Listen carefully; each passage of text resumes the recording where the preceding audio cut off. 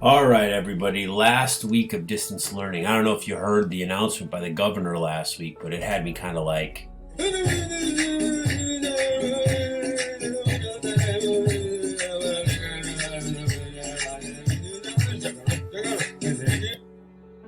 My daughter wasn't as excited, but that's the way it goes, right? Anyway, week 7. So this is going to be the final week, specifically at looking kind of the questions of case study number 2.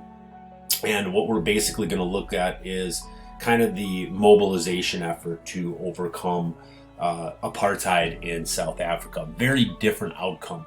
When we examine the civil rights movement in the South, we saw a lot of boycotting and then some more active resistance and marches, which went on for a good decade, well into the 1960s, but there was success. They had the Civil Rights Acts that were passed, and then eventually the Voting Rights Acts. Well, in South Africa, it was very different.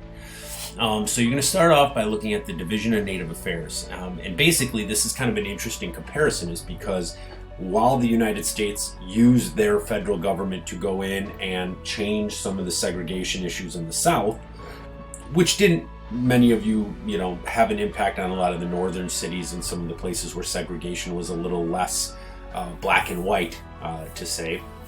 They actually used their federal government to create a Division of Native Affairs to really kind of put in place a lot of a bureaucracy and how they divided the land and divided people with the pass laws and so on and so forth. So there's a little reading here, just a few pages, and then a website to help you kind of give a kind of a informal look at kind of the bureaucracy and how that forced a lot more of the oppression in South Africa.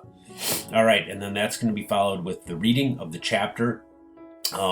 Take day 1, 2, 3, 4 just to read this. I would prefer if you spend a majority of your time kind of dividing this up every day of doing the reading. And then we're going to spend a couple days really looking specifically at what was kind of their major kind of formal resistance, which was the Freedom Charter, and then the Defiance Campaign, which was a lot of the mobilization. And so I kind of broke up a part of the chapter that really focuses on those two things, and just kind of and find a couple ideas and discuss a little bit about the impact of that for the African National Council. And then I'm going to have you guys do a little kind of note-taking exercise where you take a little timeline, just 3 slides focusing on the boycotts, explaining their significance, along with a visual interpretation of that significance. And then finally, you're going to do what is the last question in a paper 1 exam, which would be referred to as question 16. The summative is in a Google Doc form, and basically what you will be given are 4 sources, and then you need to use that to answer a question. And this should be answered, and like the other ones that we had in the past, there will be down here a PDF that goes through what the question 16 should look like.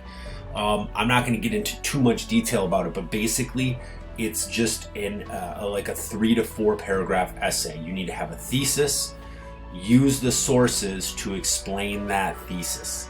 So you're looking at the question, you're coming up with a specific argument in your own words, and then use the sources and their details to follow up your argument. All right, so one of the things you want to look at is making sure that knowledge-wise that you're focusing on the question, that you're referencing the sources. You don't have to say the actual name of them. You just have to say like source A, source B, source C. And again, for 3 versus a 4, you have to have like actual evidence. So you can't just say, oh, this is what it said, this is what it said. You have to have a very clear reference to your argument. And then lastly, you have to mix in your own knowledge and not just summarize stuff from the sources. All right, if you're not doing that, it's just going to look like a 2 or a 3 where you don't have any of your own knowledge. It's just kind of random details from the reading.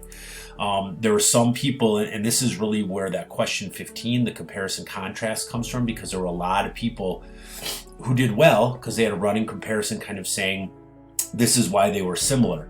But then you just did a lot of details from everything, not really explaining why you would think that that is similar. And that's a big part of this. You have to kind of explain like why that detail from the source goes back to your thesis. All right, so that's the week. Now, I know I've left this for the end of this explanation. Some people asked about this. We are not doing the IA final draft this year. Those of you that will be in the year 2 of this class will turn in a final IA when we come back in the fall. Other than that, what we're going to really focus on is this week 7, finishing up kind of the major focus of the paper 1. The final week 8 is going to basically be after Memorial Day, kind of a short little thing looking at the achievements of the movement against apartheid in South Africa. And then the final week of school will be kind of a finals week where you can go back and do some retakes if anybody wants to do retakes. And that'll pretty much wrap it up for the year. So please make sure that you're doing your work and you're getting everything done, and everything should be fine. All right. Good luck.